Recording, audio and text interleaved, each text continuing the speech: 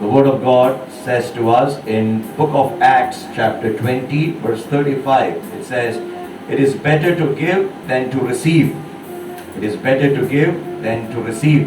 प्रेरित चरित्र की किताब में हमें पढ़ने को मिलता है, ईश्वर का वचन हमसे कहता है कि लेने की अपेक्षा देना अधिक धन्य की बात है। धन्य की बात लेना नहीं है, देना है। तो जितना अधिक हम दूसरों को देते हैं उतना ही हम धन्य बनते हैं। मगर अक्सर हमारे ज़िंदगी में हम सिर्फ लेना पसंद करते हैं, दूसरों से लेना पसंद करते हैं। मगर सुसमाचार हमसे कहता है लेने में कोई बड़ी बात नहीं है, देने में है बड़ी बात। और जब हम दूसरों को देते हैं तब हमारा जीवन सुखद बनता है, हमारे जीवन में खुशियाँ आती है। When we give others, we become happy and we become joyful. जब हम होली लैंड में जाते हैं, आप में से कोई गया है होली लैंड में? होली लैंड में जब आप जाते हो तो वहाँ पर आपको दो नदियों के बारे में सीखने को मिलता है। दो नदी है वहाँ पर जो समुद्र की तरह ही है।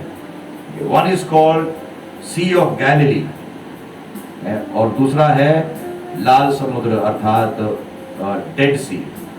डेड सी का हिंदी में है मृत सागर। तो इन दोनों में क्या अंतर है? दोनों में पानी आता है जॉर्डन से। जॉर्डन की जो नदी है वो इन दोनों समुद्र में बहता है। मगर जब आप वहां पर जाओगे आपको देखने को मिलेगा कि गलीली का जो समुद्र है उसमें बहुत सारी मछलियां हैं, उसमें बहुत सारे पौधे हैं और गलीली तट में भी बहुत सारे पौधे उगते हैं, हरा भरा है। मगर जो मृत सागर है अर्थात जो डेड सी है उसमें कोई मछली नहीं है, कोई जीव जंतु नहीं है और उसके अगल बगल में भी कोई हरियाली नहीं, कोई पौधे नहीं। कारण क्या है?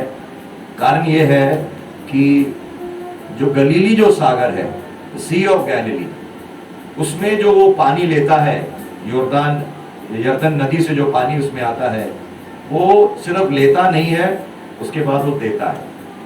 उसमें पानी इकट्ठा नहीं होता, पानी आता है, पानी जाता है, उसमें एक फ्लो है। The Sea of Galilee, water comes and then he gives out water to others. मगर डेड सी का क्या है, प्रत्येक की विशेषता क्या है? या मृत सागर में क्यों उसमें मछलियां नहीं है? क्योंकि उसमें जो पानी आता है वो वहां पर आकर इकट्ठा हो जाता है, इट बिकम्स स्टैग्नेंट और इसीलिए वो मृत सागर हो जाता है। उसमें सिर्फ नमक है और कुछ नहीं, उसमें कोई मछलियां नहीं, कोई जीव जंतु नहीं, उसके अगल बगल में भी कोई पौधे नहीं, कुछ भी नहीं। तो हमें क्या सीख मिलता है? प्रकृति हमें एक सीख देता है। The nature is giving us the lesson. What is it? When we have the habit of giving also, then there is life in us and there will be life around us. हमें खुशियों का अनुभव होगा और साथ ही साथ हमारे अगल बगल में जो लोग हैं उनमें भी जीवन होगा, खुशियाँ होगी। मगर अगर हमारा जो स्वभाव है मृत सागर के समान है, if we are like dead sea, हम क्या करते हैं? हम सिर्फ लेते हैं, किसी को देते नहीं। अगर हम इस प्रकार जीवन बिताते हैं तो क्या होगा? हमारे अंदर कोई जीवन नहीं और दूसरों को भी कोई जीवन प्राप्त नहीं होगा। दूसरे भी जो हमारे अगल बगल में हैं उन्हें भी कोई आनंद नहीं होता, कोई खुशियाँ नहीं होती। तो आज हम प्रभु के इस वचन पर मनन चिंतन करें। यीशु अपने प्रेरितों को ये कहकर भेज रहा है, तुम्हें मिला है तुम दूसरों को दो। और धन्यता की बात यह है सिर्फ लेना नहीं, देना है। तो आज हम अपने इस मिसा बलिदान में प्रभु से प्रार्थना करें। अक्सर हमारा स्वभाव सिर्फ लेना होता है, जब हम लेते हैं तो हमें बहुत अच्छा लगता है, मगर जब देने की बात आती है तो हमें बहुत ही तकलीफ होती है। चाहे वो हमारा टाइम हो या फिर हमारा जो कुछ भी हमारे पास प्रभु ने दिया है, या whatever skills the Lord has given us, the power, the energy that we can spend for others।